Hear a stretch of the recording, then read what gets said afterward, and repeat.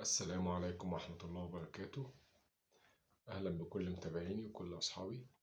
النهاردة جايب لكم برنامج مهم جدا، بس قبل ما نتكلم عن البرنامج ده أطلب من الناس حاجة واحدة بس، تعمل بيه بما يرضي الله، عشان البرنامج ده خطير جدا وممكن الناس تستغله في الحاجة الخطأ. فأنا ببرأ نفسي قدام ربنا إن أنا جاي أشرح لكم برنامج. أنت كل حاجة في الدنيا ممكن تستخدمها في الصح، ممكن تستخدمها في الغلط. برنامج النهاردة ده أنا عايزك تستخدمه في الصح، في مواقف ممكن تكون موقف طارئ عليك، محتاج تعرف شخص معين انت مش هتعرف تتواصل له تاني. في عمليات مثلا شاكك ان حد ده ممكن ينصب عليك، حد يضحك عليك، عايز توصل له بعد كده بشكله بصورته الكلام ده كله. والحاجات دي انا اتعرضت لها شخصيا، ان في حد بيبقى معايا مثلا انا عايز اخد له صورة عشان بعد كده لو الموقف ده طلع مش مظبوط يبقى معايا صورة الشخص على الاقل اللي عمل معايا كده او اللي ضحك عليا او اللي نصب عليا ايا كان يعني، بس نستخدمه زي ما قلنا كده بما يرضي الله. البرنامج اللي معانا النهارده برنامج كان نازل في المتجر بس للاسف شالوه، بس انا هحط لكم اللينك بتاعه في اول تعليقات.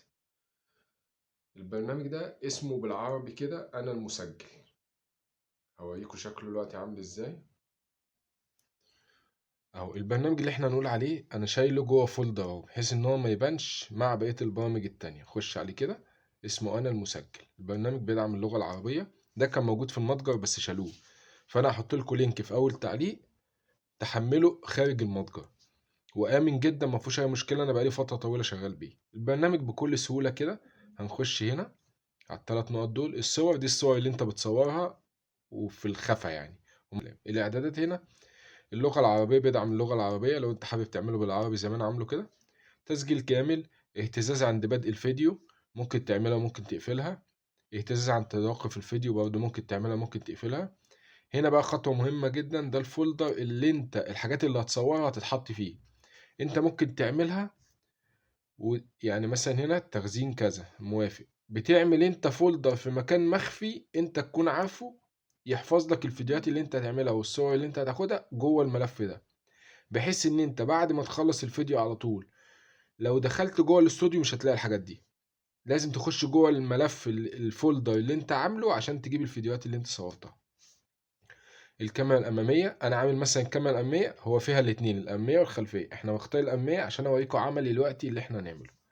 والفلاش طبعا لو انت بتصور ومحدش يعرف لازم تبقى الفلاش ده مقفول. خلاص باختصار كده هندوس اهو تسجيل دلوقتي. فتح لك اشعار الكاميرا اهو اللي في السوفت الجديد ان هو كده دلوقتي بيصور و... وبيعد تحت اهو. احنا باختصار كده عشان ما نضيعش وقتكم، انا دلوقتي ايه انت هتقول لي انت بتفيدني بايه؟ ما هو زي الكاميرا العاديه. لا ده بقى في ميزه حلوه قوي، ان انت ممكن تخرج كده وتشتغل على اي حاجه في التليفون كده وانت شغال تصوير. دخلت فيس، دخلت واتس، دخلت اي حاجه، هو كده شغال تصوير. وهوريكم بعد ما نخلص اهو. لدرجه ان انت ممكن تروح عامل ايه، تروح قافل كده التليفون اهو. ماشي، شايفين هنا اهو في الازاز بتاع الكاميرا اهو. تمام، هو كده شغال تسجيل زي ما احنا شايفين. وهوريكم المقطع دلوقتي ان هو شغال ازاي. خلاص خلصنا المقطع اللي احنا عايزينه، هننزل كده وهنروح دايسين يتم تسجيل الفيديو في الخلفية انقل للتوقف. هندوس كده البرنامج اتوقف. لو احنا دخلنا هنا في الملفات مش هنلاقي الفيديو. خلاص، عايز تعرف بقى هنجيب دلوقتي الفيديو اللي احنا صورناه ده نجيبه ازاي؟ هنخش جوه البرنامج تاني اهو، والتلات شوط اللي فوق دول ندوس له الصور، هيجيب لك اهو اخر حاجة احنا مصورينها. ندوس كده نشغل له فيديو. فتح لك اشعار الكاميرا اهو اللي في السوفت الجديد ان هو كده دلوقتي بيصور و... وبيعد تحت اهو.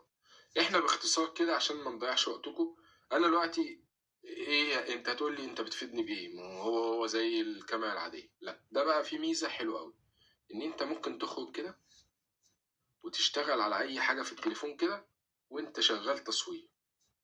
دخلت فيس، دخلت واتس، دخلت اي حاجه، هو كده شغال تصوير.